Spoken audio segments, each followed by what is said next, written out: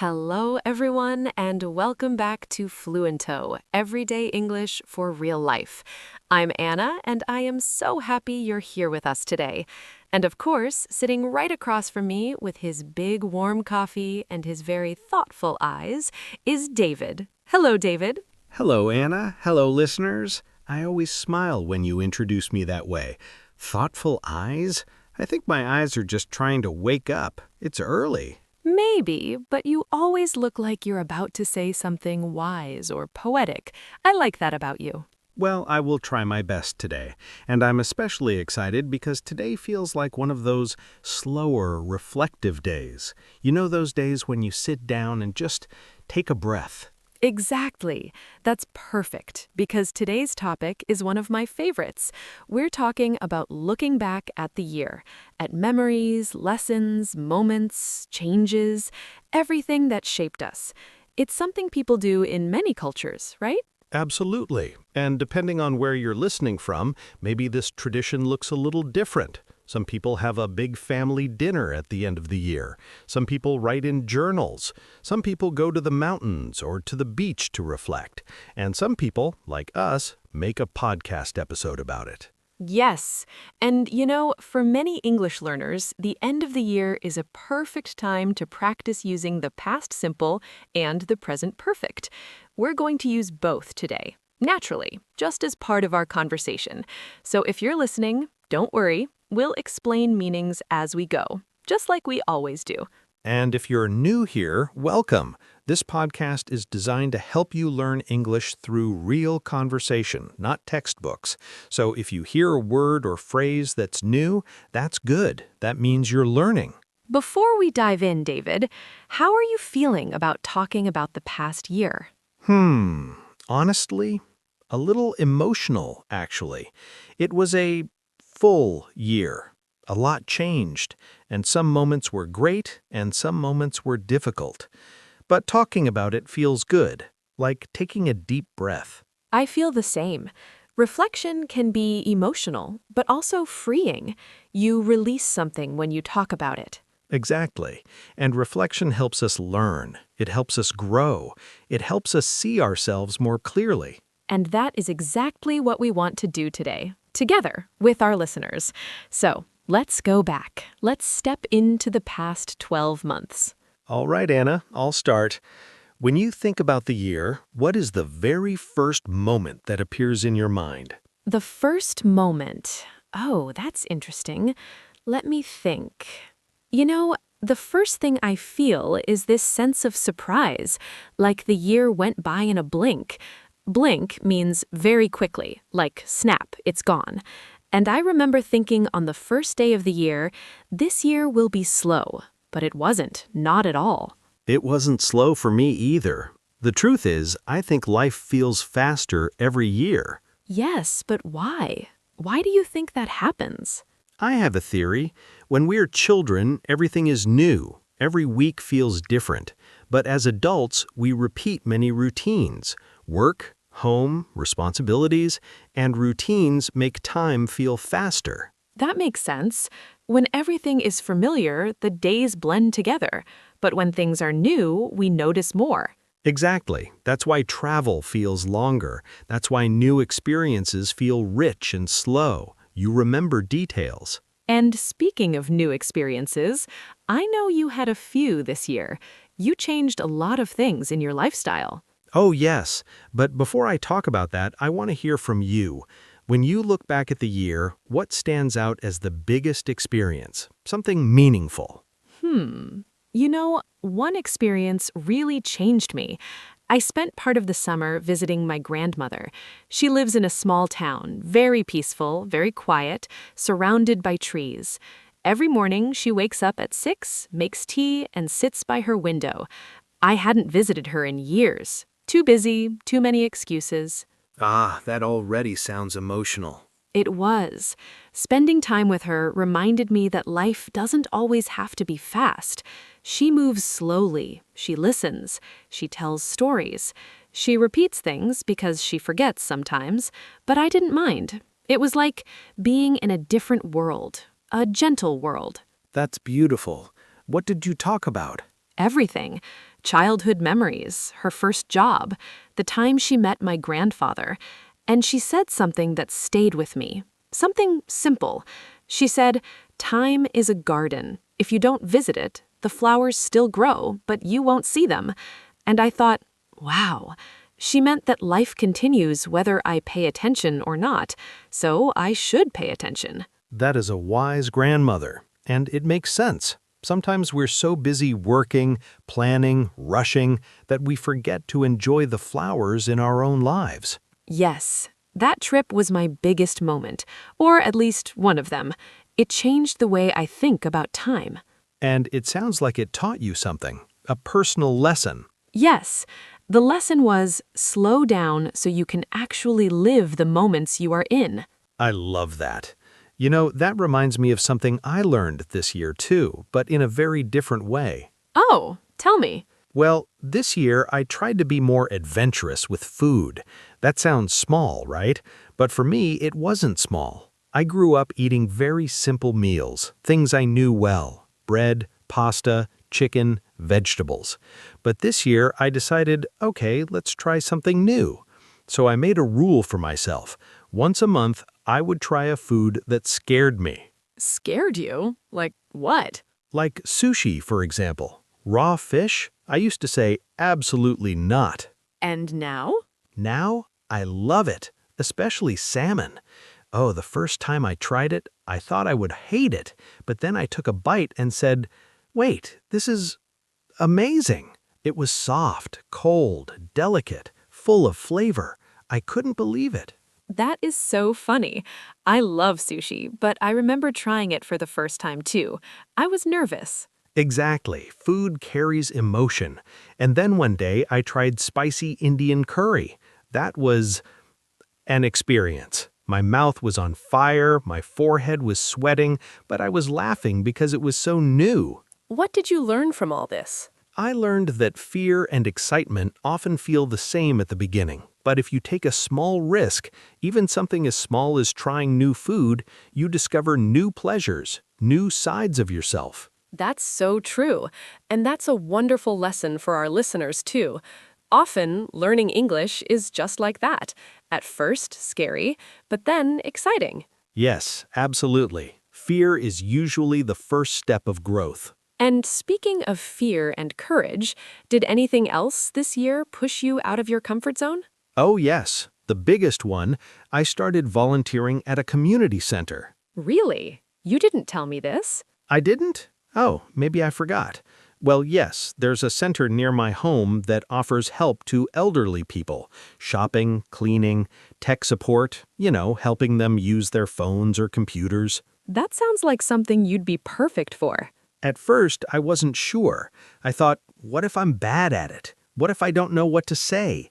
But then I reminded myself, the goal isn't to be perfect. The goal is to be present. And how was it? Honestly, beautiful. I met a man who is 92 years old.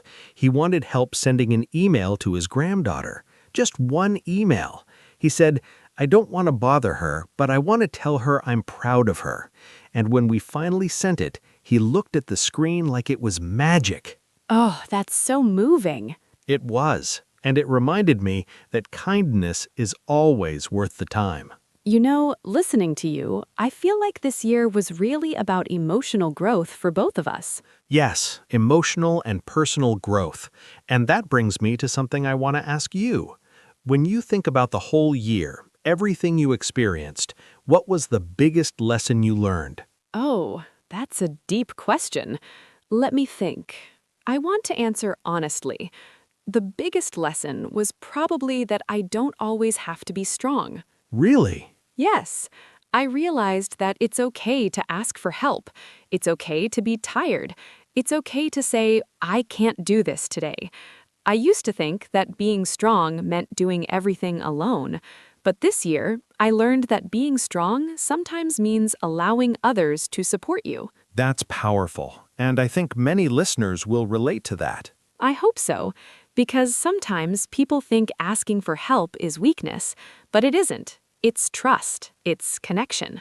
And connection is what makes life meaningful. Exactly. So yes, My biggest lesson was to let people in, to let others be part of my world. I love that. So this year taught you softness. Yes.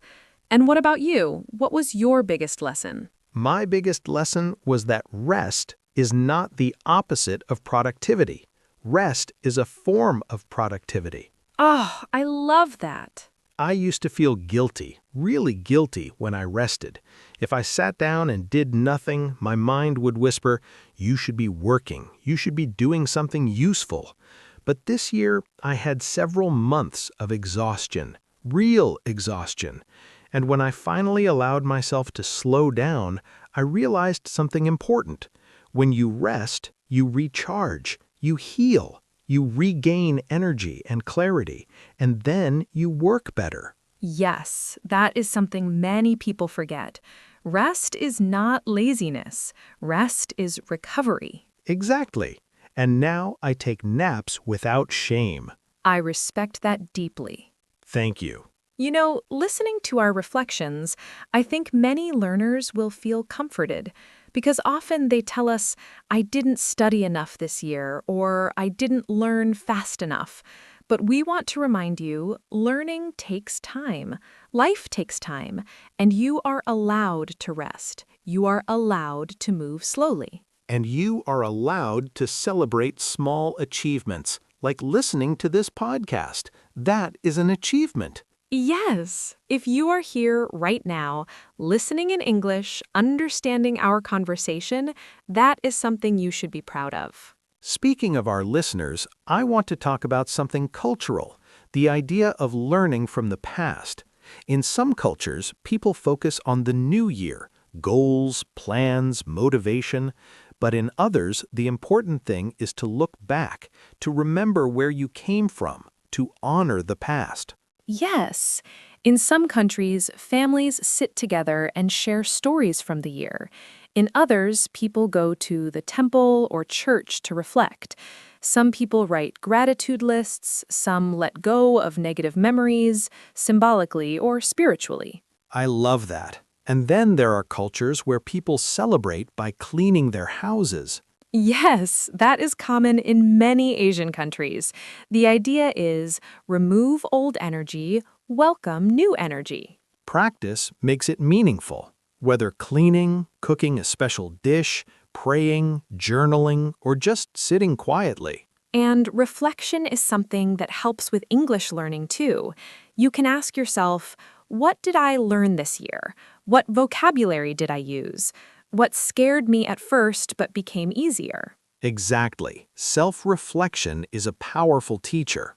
Speaking of vocabulary, David, I want to highlight some expressions we've used naturally today, just quickly, so learners can catch them. Great idea. We said, look back. That means to think about the past. It doesn't literally mean to turn your head and look behind you. And I used the phrase, step out of your comfort zone. That means to do something that feels scary or uncomfortable, but that helps you grow. We also said, in a blink, which means very fast, immediately. And I used emotional growth, which means learning about your feelings and becoming more emotionally mature. And the idea that rest is productive, which is a wonderful phrase to remember. I like this part of the year because language becomes emotional. You're not just learning vocabulary, you're learning how to express feelings. Exactly. Feelings, memories, dreams, these are beautiful topics to practice in English. Speaking of dreams, Anna, what are you hoping for in the new year? Oh, good question. I haven't planned everything yet, but I have hopes. I want to spend more time outside. I want to read more books, especially literature in languages I'm learning. And I want to keep making this podcast with you because it brings me joy. Me too. And I want to travel more. Not far, but more. Even just weekend trips. I realized this year how much nature restores me. Being in the mountains, walking near a river, watching trees move in the wind, it helps me breathe better. And when I breathe better, I think better. Nature is a teacher too. It is. And for our listeners, maybe the new year is a moment to plan something small, like speaking English for 10 minutes each day, or writing a journal in English, or making friends who speak English.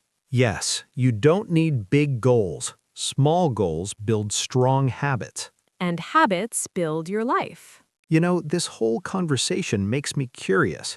If our listeners could tell us one thing, just one, about their year, what would they say? What was their biggest lesson?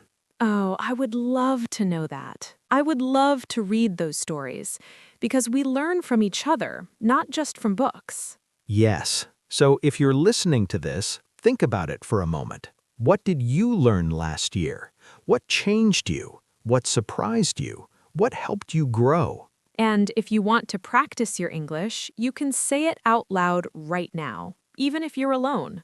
Yes. Try saying, "This year I learned," or "I realized that," or "I have become." These are beautiful sentence starters. And if you want, you can share your answer in the comments or with a friend who is also learning English. Don't be shy. Sharing is learning. Anna, it feels like we're almost at the end of our time, but before we go, I want to say something directly to our listeners. Go ahead. I want to say, if this year was hard for you, you are not alone. Many people struggle, feel tired, or feel lost, but you made it through the year. You survived. You grew, even if it was slow, and you are stronger than you think. Yes. And if this year was wonderful for you, full of love, success, joy, that is beautiful too. Celebrate it. Appreciate it. And wherever you are in your journey, with English, with life, with your dreams, we are proud of you. Truly. You are doing something brave by learning a new language. That takes patience, courage, and time. And we are honored to be part of your journey. So, as we close this episode, take a deep breath. Imagine yourself standing between two doors, one behind you, one in front of you. The door behind you is the past year. You can look back, you can learn from it, you can appreciate it, but you don't have to stay there. The door in front of you is the new year, and you don't have to rush into it. You can walk slowly. You can enter with curiosity and hope. And with English in your pocket. Yes, and with Fluento in your headphones. Thank you for spending this time with us. Thank you for trusting us with your English learning and with your hearts. We'll be here again soon. Until then, keep practicing, keep reflecting, and keep being kind to yourself. We believe in you. See you next time. Bye for now.